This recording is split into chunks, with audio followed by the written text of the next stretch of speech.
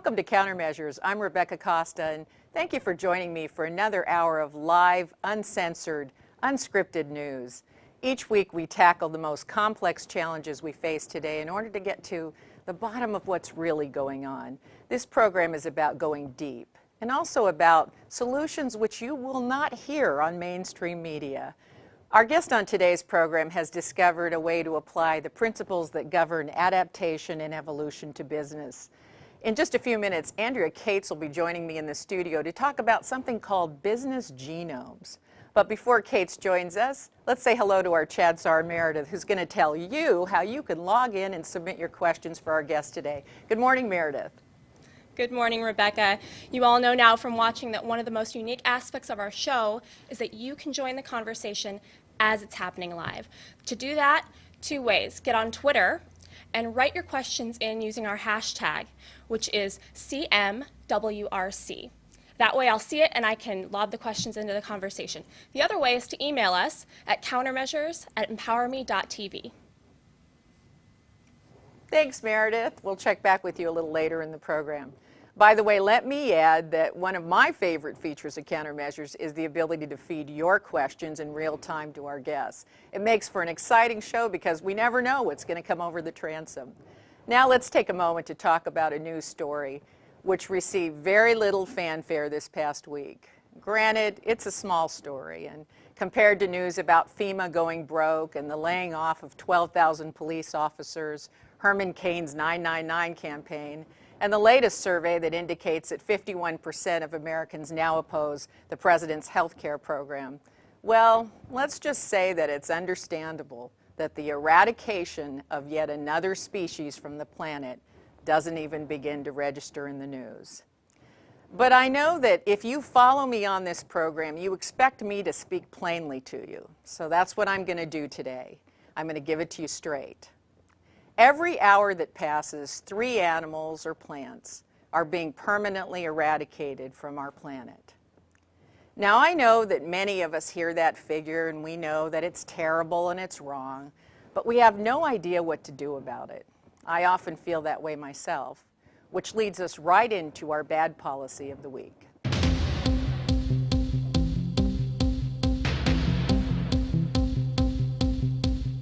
This week, CNN announced that the last remaining Javan rhinoceros has been killed in Vietnam by poachers. The Javan rhinoceros is now barely hanging on. According to Dr. Christy Williams of the World Wildlife Fund, there are fewer than 50 Javan rhinoceroses left. They're now trying to survive in this very small area in Indonesia. Now, I want to repeat that one more time in case you missed it. Less than 50 Javan rhinoceroses are left on the entire planet. Now, the first thing you might be asking yourself is why poachers have zeroed in on this animal. The reason is that certain Asian cultures believe that the ground-up horns of this animal have the ability to cure typhoid and cancer. Of course, there's no scientific proof of that. But even though it may sound dubious, just for a moment, let's suspend our skepticism and give them the benefit of the doubt. Let's assume, for the sake of argument, that the cure for cancer will one day be found in the horns of the obscure Javan rhinoceros. Then what in the world are we doing killing every one of them off? How would that serve us? This kind of irrational, reckless, and short-term thinking has got to stop, and it has to stop now. According to Dr. Edward O. Wilson, 22% of all species on the planet will be lost within the next 10 years. Niles Eldridge estimates 30,000 plants and animals a year will disappear. And Paul Ehrlich claims that we're eliminating life forms at a rate that is 7,000 to 13,000 times faster than we have at any other time in human history. This situation is critical. We are systematically dismantling the habitat that every human being depends on. Let me put this bluntly. You can find a way to survive without a job. It won't be easy. You may have to move in with some family members you don't care for, borrow money, or accept government support. You can survive without cash, gold, stocks, cell phones, television, automobiles, and the internet. But one thing we know is that you cannot survive without oxygen. And you won't last very long without clean water. Food and a little bit of shelter from the elements are also on that same list. and we have no idea what role the Javan rhinoceros and other species like it have on our habitat. And just in case it's crossed your mind, it doesn't matter if you're a Democrat or Republican. Your body has the same requirements, so let's not call this some kind of left-wing, liberal, anti-business agenda. We all know better than that. What's good for the human organism is good for the left and the right. Our bad policy for the week is the tendency of governments to put political and economic crimes ahead of crimes against the human species. Poachers are terrorists. So are corporations, which threaten the clean water, the oceans, the air, the plant and animal life on which we all depend.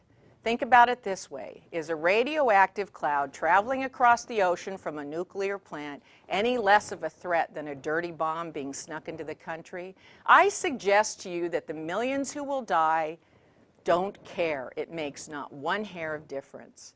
Our bad policy of the week is the myopia, which has allowed leaders to perceive political terrorists as a greater threat to the nation than those who threaten the existence of the entire human species. While the Department of Homeland Security aims its attention on terrorists who threaten the United States, the true homeland of all human beings is on the verge of dissemination. We have our priorities backwards, folks. Let the planet die at the rate of 3 species an hour, and so goes the United States of America. And that's our bad policy of this week. Next up, Miss Andrea Kates will be joining me right here in the studio to tell us about how the science of genetics can be used to help businesses thrive. That story next. If you haven't picked up a copy of The Watchman's Rattle yet, may I make a suggestion? First, read what the experts have to say about the book. Go to www.RebeccaCosta.com, where you'll find reviews written by game changers such as Sir Richard Branson, Trudy Styler, Tina Brown, Donald Trump, Senator Bill Bradley, and 2-time Pulitzer Prize winner Dr. Edward O. Wilson. The Watchman's Rattle was recently named the top science book of 2010 by the American Library Journal. Over 50 reviews and articles from experts at the New York Times, Inc. magazine, CNN's Larry King Live, the Huffington Post, and the San Jose Mercury News are also available on the website. If you haven't picked up your copy of The Watchman's Rattle, a page-turner that spells out why governments, experts, and leaders have become gridlocked and can no longer solve our most dangerous problems, don't wait. Read what the critics have to say. Order your first edition copy today. Available at bookstores everywhere and Amazon.com. Our guest today is Andrea Kates, the founder of the Business Genome Project. She's worked with over 250 companies throughout the world, and her client list reads virtually like a who's who in corporate business, from Johnson & Johnson to Shell Oil to Audi Company. And Andrea today is going to talk a little bit about what businesses need to do to start growing once again, because we all know that that's a big issue in our economy today. Welcome to the program. Great to be here. I'm going to start out with sort of the high-end picture. We've got problems in our economy. Up to something like 25 million people are out looking for jobs right now. And businesses, frankly, are a little bit nervous about expanding and growing. I mean, and that's part of the problem too. We face an uncertain economic future, and so that doesn't exactly cause businesses to want to jump in there and grow their business. And if the business doesn't grow, then we're not going to see jobs open up either. So how does, I'm going to get into the business genome here in just a minute, but what do you say to businesses that might be a little bit nervous about growing once again? So I think that there's a dirty little secret that everyone in business has today, which is that we're really stuck and feeling stalled. And paralysis can set in very easily because there are new realities that weren't even on the scene maybe 2 or 3 years ago. The speed of commerce today is unprecedented. The globalization is really paralyzing. And I think the third thing is that the social media, where our customers are talking to each other, it's almost like the businesses don't have a feeling of comfort in growing the way they used to the old ways aren't really working, so they're looking for a new approach, and they're feeling really stuck. So these are paralyzing forces that cause, but it's not just the gloomy economic forecast, but it's also the fact that their customers are communicating with each other and they don't have as much customer control as they did before, and some of these other factors. So what is it about this new business genome that allows them to break through this? Because you've taken basically the principles that govern adaptation and evolution, now you've reapplied those to businesses in a very creative way. Well, thank you. So the mindset of being able to evolve and adapt starts off with looking at things really differently. So rather than thinking incrementally, like my business will grow double-digit by doing exactly what I did yesterday, only faster and better, well, that works well in an economy that's growing in a predictable way. But in today's economy, it's just not going to work. So what you have to do instead is take a new mindset and think, how can I leapfrog? If I'm in an industry, pretty much any industry, if I'm in manufacturing, how can I really think differently, the way GE did when it developed eco-imagination? You know, what are some forces that are new in manufacturing that we can look at in a new way, and instead of worrying about keeping up with what we did yesterday, you adapt. You evolve, and you actually borrow from something in a new industry, graft it on, so you can leapfrog quickly to a new way of competing. So GE took the notion of ecology and created eco-imagination. It took two different elements and was able to move forward into a whole new area very quickly by taking that approach. Mm-hmm. Yeah, and one of the comments I think you've made is that corporations end up relying too much on their history. And also they try to look too much at their competitors maybe. And so the data that they're relying on to determine where they should go to grow and thrive is this small subset, and it's rather restrained. That's right. So any strategy session that you go into, and as you said, I've gone into more than 250, probably many, many more than that. Mm-hmm. And you start off with a SWOT analysis. What are our strengths? What are our weaknesses, opportunities, and threats? And the first thing that you do is usually you look at your peers, right? So if you're Pennzoil, you look at ExxonMobil, you look at Chevron Texaco. But actually, looking at your peers doesn't get you to your next. It just gets you to keep up with the Joneses. To really leapfrog or get to that next level of adaptation or move quickly, you really have to think of something different. And so instead of just looking at the silos that are just like you say, what's a new idea that could take us in a new direction that would satisfy our customers' needs in a new way? Mm-hmm. And you might pick something like Starbucks, where you can hang out and have a great cup of coffee, have Wi-Fi.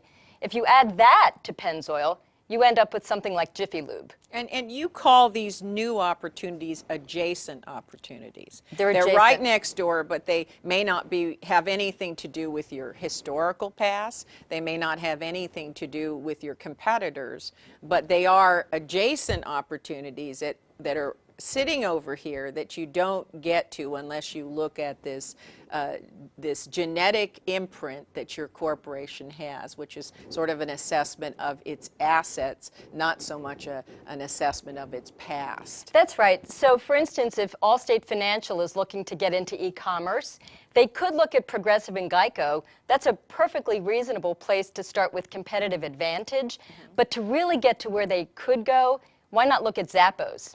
Even though they sell shoes, if they have a great customer experience on the internet, why not take ideas from a completely different industry like shoes and marry it onto something like Allstate and come up with a really dynamic way to build a new way of offering insurance through Boy, that really e-commerce. opens it up. Now we have a question coming in from our chat room. Meredith?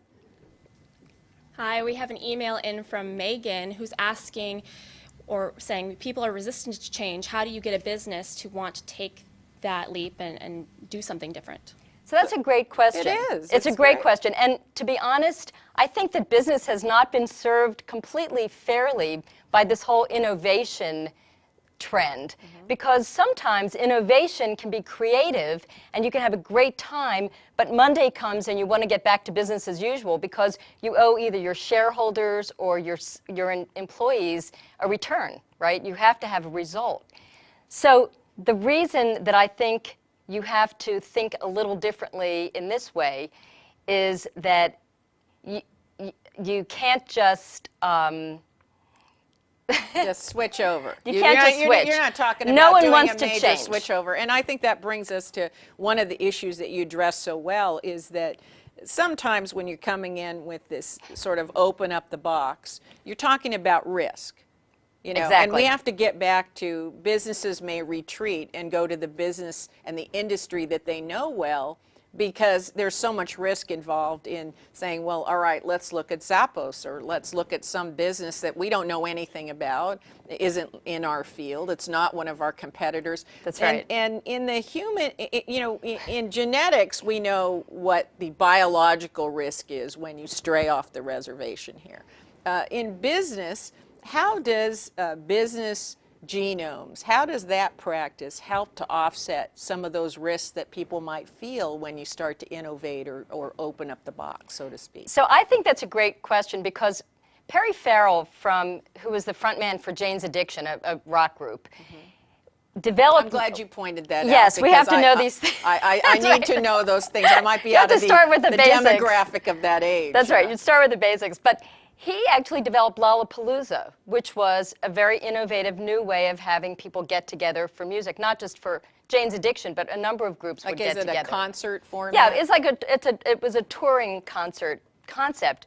But when I talked to him about how he developed his notion for what to do next, he didn't just study other rock groups. He actually studied people who were very successful at filling seats in stadiums. So he looked at NASCAR, and he looked at the National Football League, the NFL. So he was setting up concerts, but he said, it's not, I don't need to look at the music business as my blueprint. I need to look at people who have successful large events, entertainment events. Exactly, and that is exactly what takes the risk out. Because if he had just started by either looking at other rock groups, and then he'd probably never have invented a festival that moved from city to city, or if he had just come up with an idea that was purely creative and innovative, there wouldn't be a track record. So if you think about it, he took the risk away by studying these other industries, So he looked for successful models elsewhere. That's exactly right. And that right. minimized his risk. That's a very good point. So innovation and expansion, if you find a successful financial model in another industry,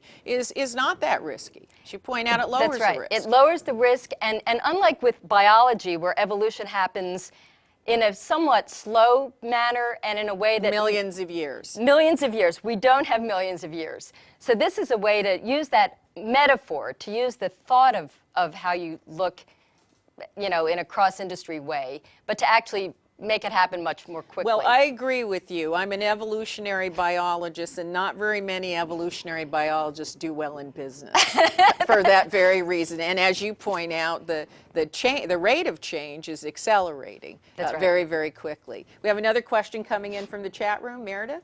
Question from Catalyst. What is the key to sustainable innovation that disruptive companies must pay attention to? So I think that sustainable innovation is a great way of phrasing this, because innovation's so easy, but it can be a flash in the pan. It can just be, wasn't that cool, wasn't that fun, and yet we're looking for sustainable results. So the key, I believe, is to actually prototype it. You know, you try something, and you might have two horses starting the race at the same time, and you actually have metrics in place to see which one's doing better.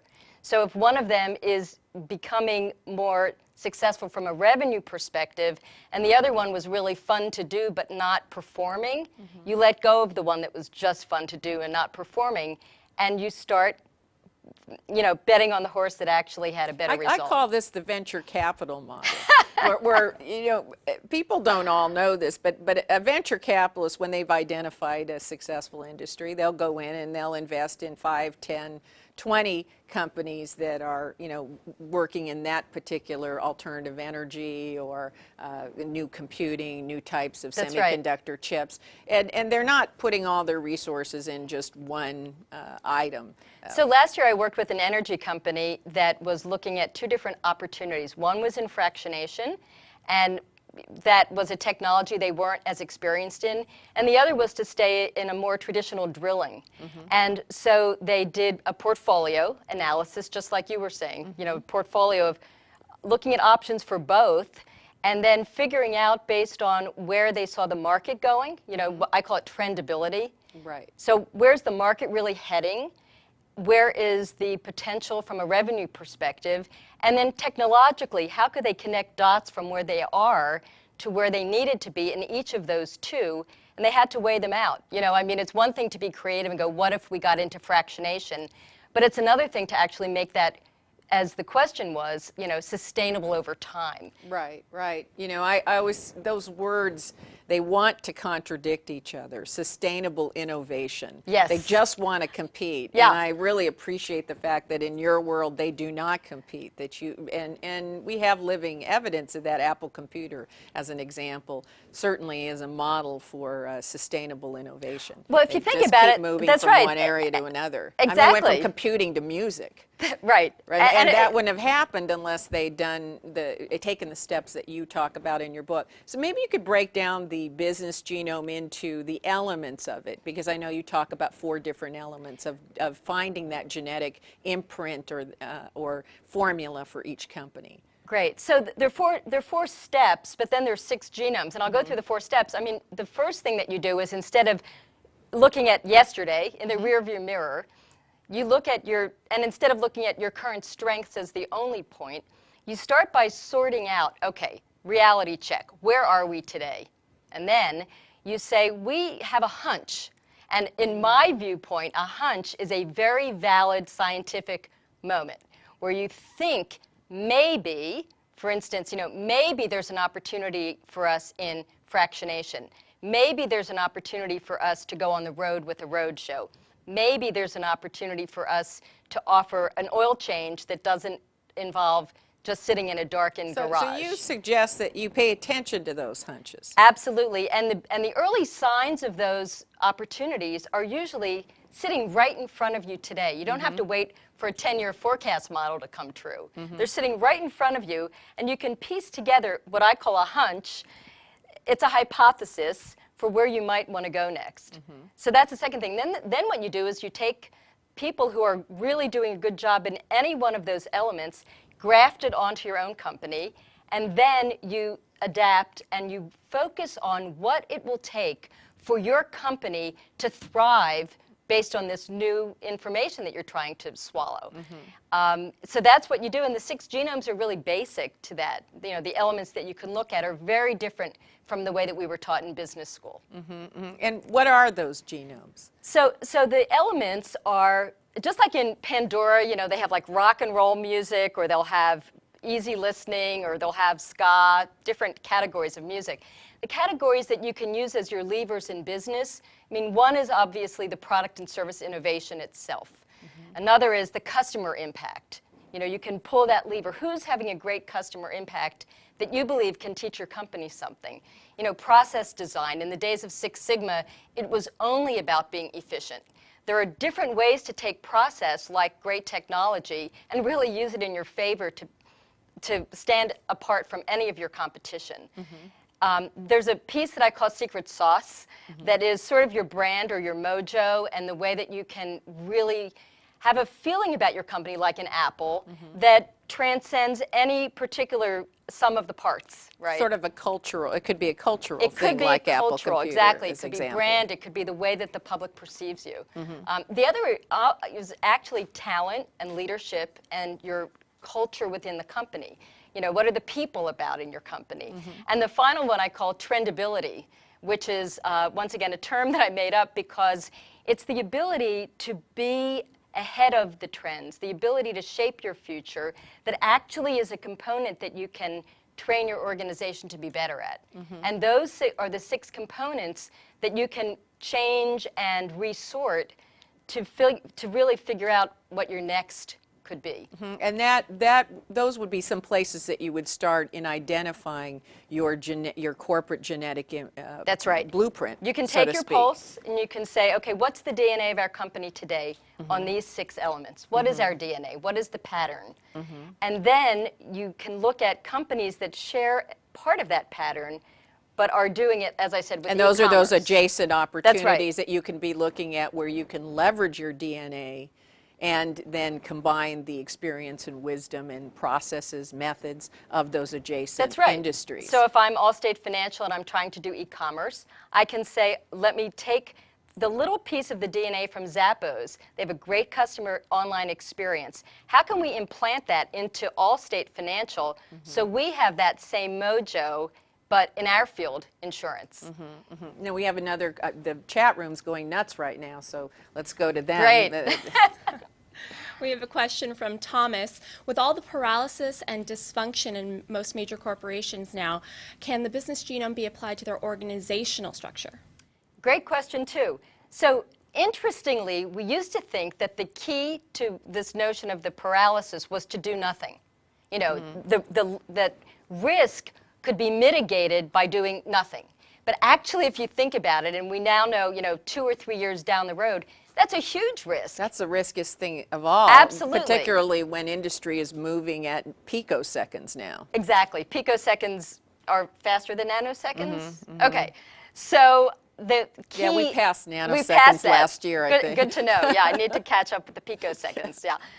So the way that the positive side of what's happening in our recession, our economy today, and it's global, and there's a lot of public sentiment about this and the jobs issue, is that there has been a wake-up call. There is no doubt that companies now know that doing nothing is not an option.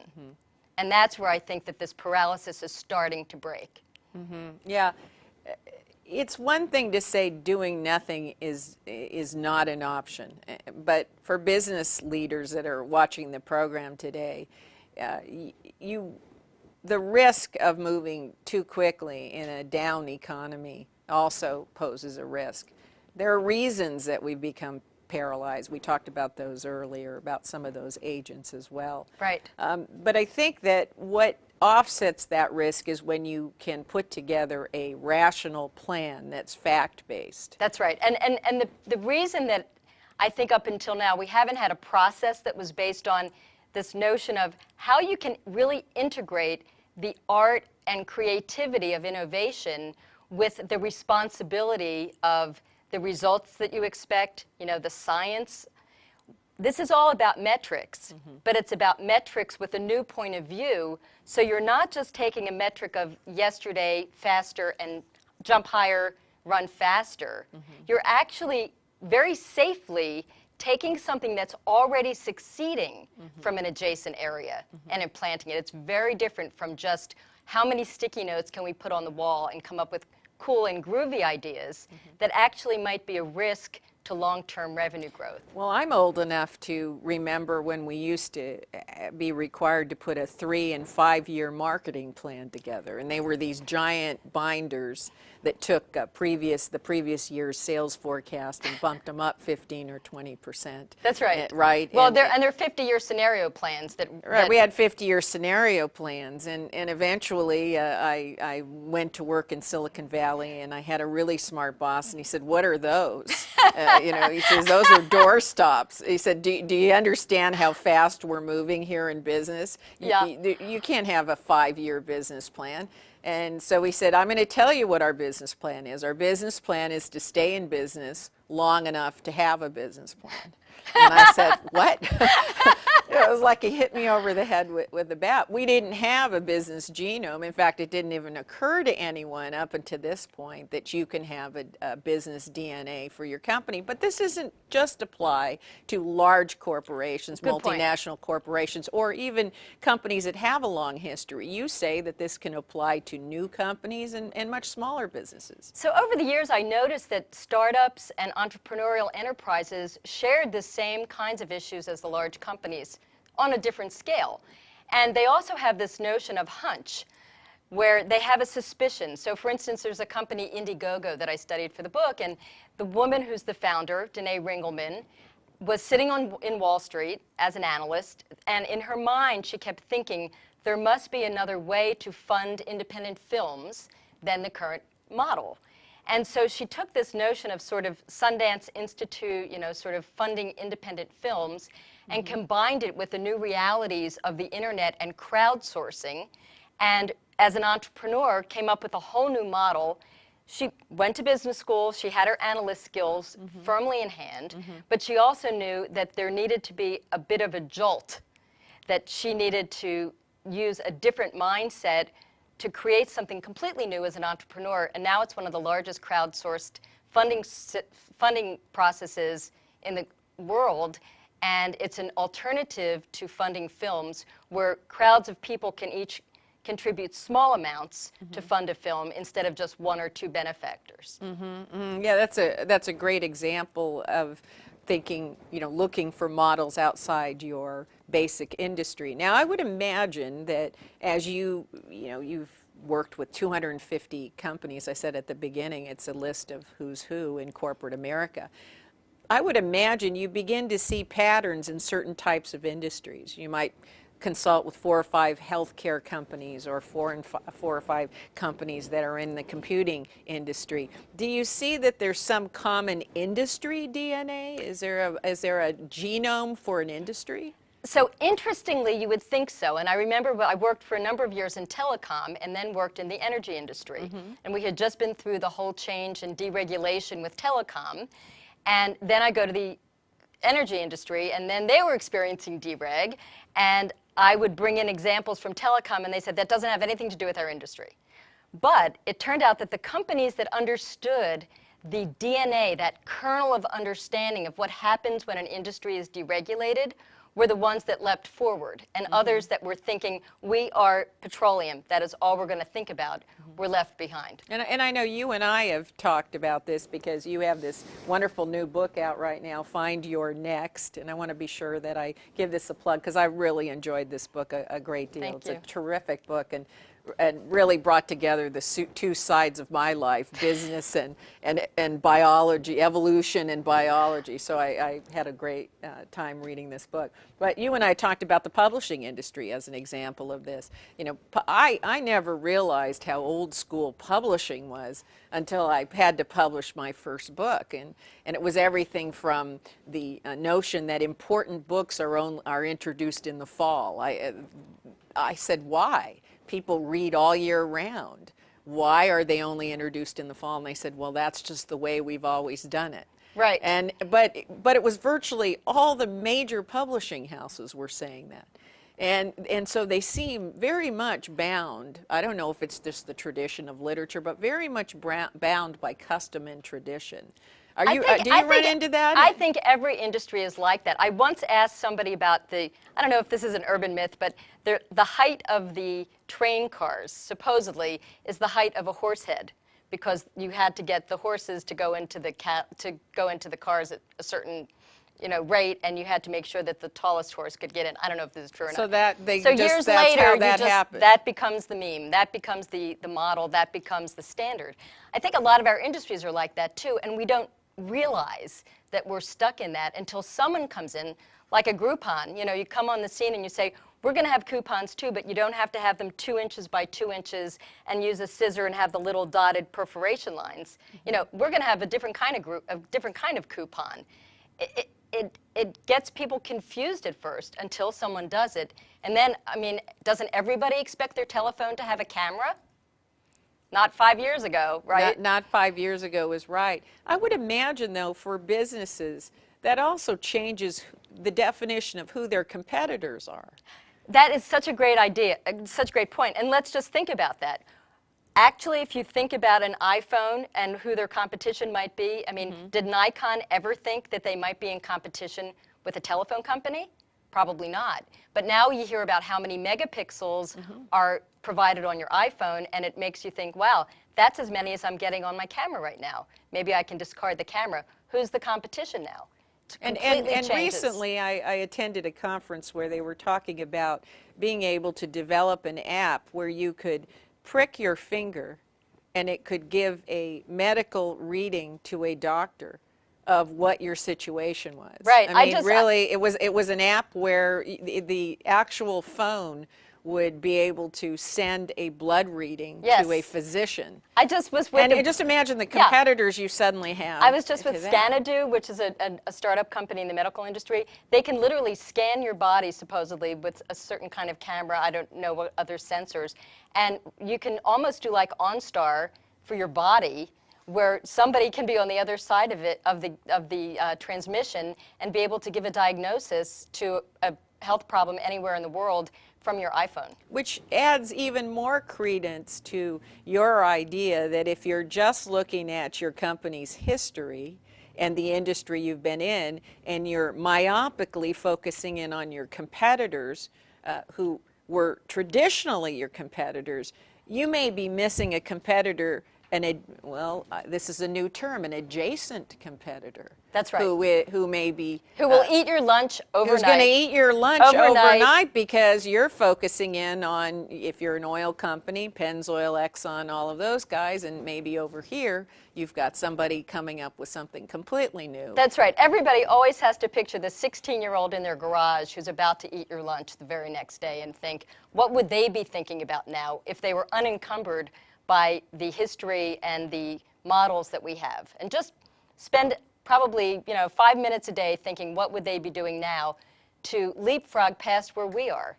So are large companies their own worst enemies because they're kind of set in their ways? So I think they're their own worst enemies on that level, but I actually see a lot of interest in large companies now to have that nimbleness implanted into their companies so that they can use crowdsourcing. They have large crowds for their research and development. They have large footprints to be able to get a lot of market input around the world.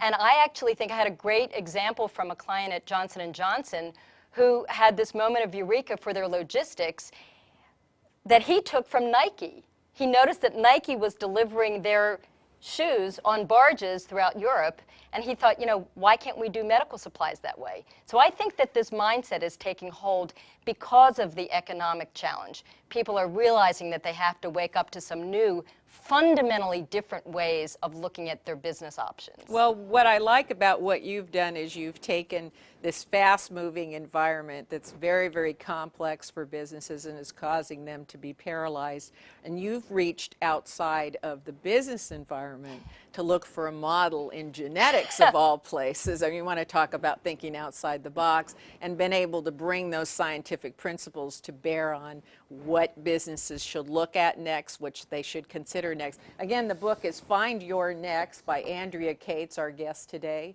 And I really appreciate you being on the program with us today. It was great to talk to you, Rebecca. Good luck. And I also want to say goodbye to our chat room in Meredith. Meredith, have any final words for us today? Just want to thank everybody for submitting their questions via Twitter and email. Special thanks to Thomas, Catalyst, and Seth for your questions today, and we'll get to the rest of them after the show. And that wraps up this week's, you know what, it wraps up our last episode for this season, except for, as you know, one last thing.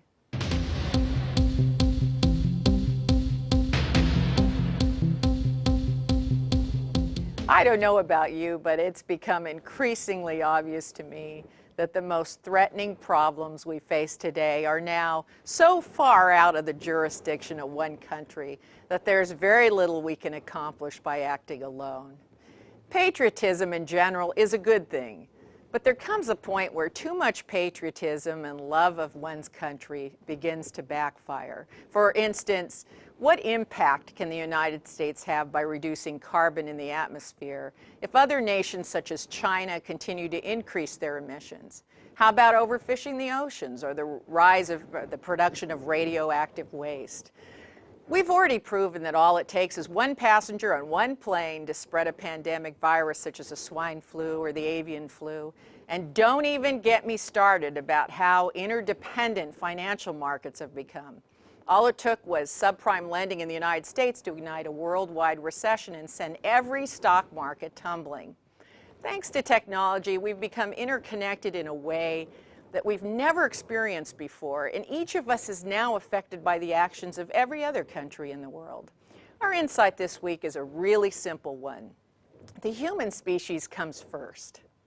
It comes before the color of your skin, your politics, your culture, and yes, even your flag and your pocketbook. Laws designed to protect the human organism must be elevated above those that protect the sovereignty of nations, because those things that threaten the species threaten all nations simultaneously. So I leave you with this thought. When was the last time you heard a leader or a presidential candidate or a member of the media talk about a threat to all of humanity, to every nation under the sun?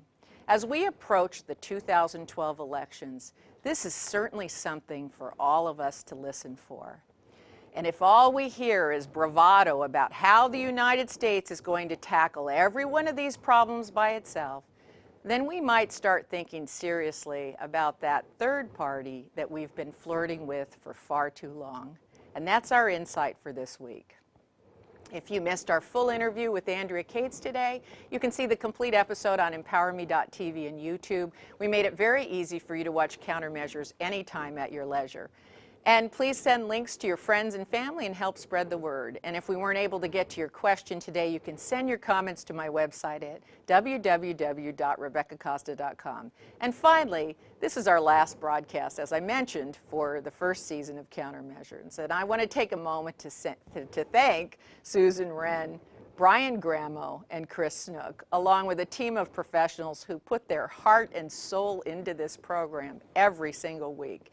It's because of them that we've been able to bring you the news that the mainstream media will not examine. But most of all, I want to thank you for your support and your many emails. We'll be back soon with fresh new episodes, and in the meantime, you can check out all the previous episodes on emPOWERme.tv. I'm Rebecca Costa, and thank you for joining me on the first season of Countermeasures.